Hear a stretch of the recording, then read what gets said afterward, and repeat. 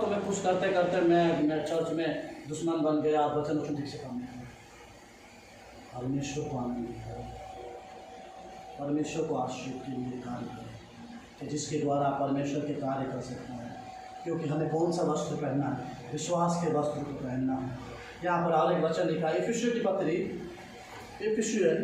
की पत्री 4 अध्याय उसका 22 से लेकर 24 तक हम पढ़ेंगे कि तुम पिछले चाल चलन के पुराने मनुष्यत्व को जो भरमाने वाली अभिलाषाओं के अनुसार भ्रष्ट हो जाता है उतार डालो। देखो यहाँ पर क्या कह रहा है, मैंने शुरुआत में कहा ना कि आपको जब यीशु को पहनना है तो सबसे पहले क्या फेंकना पड़ेगा? पिछला चाल चलन, पिछला चीजों को, पिछले वस्त्र को, पिछले बुराई को, पिछले पाप को, मैं क्या गुनाह किया था, क्या अभी भी किसके बारे में क्या हिस्सा करता। आप जब तक आप नए वस्त्र पहनने के लिए तैयार नहीं, जब तक तैयार है तो आपको पुराना चीजों को फेंकना पड़ेगा। यहाँ पर प्रभु का वचन कहता है कि जब आप नए वस्त्र को पहनते हैं तो पुराना वस्त्र को फेंको। फिर तुम पिछले चाल चलन के पुराने मनुष्यत्व को जो भरमाने वाली अभिलाषाओं के अनुसार भ्रष्ट हो जाता है उतार डालो और अपने मन के आत्मिक स्वभाव में नए बनते जाओ और नए मनुष्यत्व को पहन लो जो परमेश्वर के अनुरूप सत्य की धार्मिकता और पवित्रता में सृजा गया है। हालेलुया।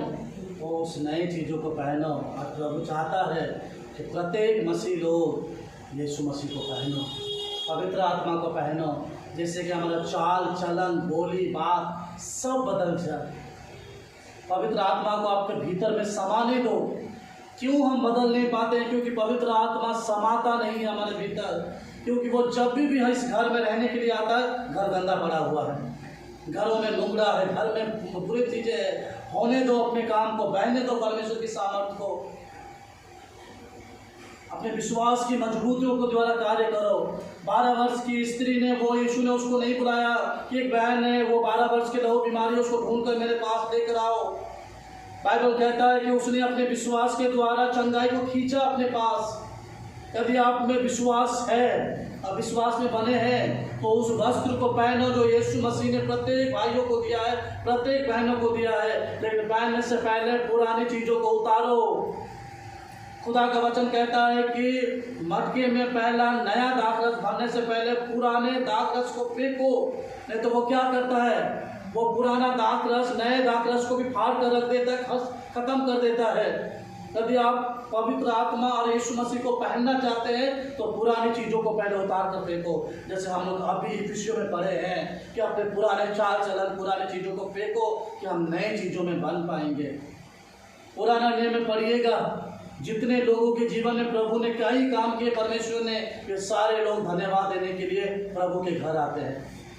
और हम जब नए नियम में आ जाते हैं, जब नए जनरेशन में आ जाते हैं, प्रभु कितना काम करता है। आनंद मनाता है, कोई चिकन बनाता है, कोई बिरयानी बनाता है कि मैं इतना बड़ा मुसीबत से छूट गया हूँ। घर में आनंद मनाते हैं, धन्यवाद देने के लिए प्रभु के हैकल में नहीं आते।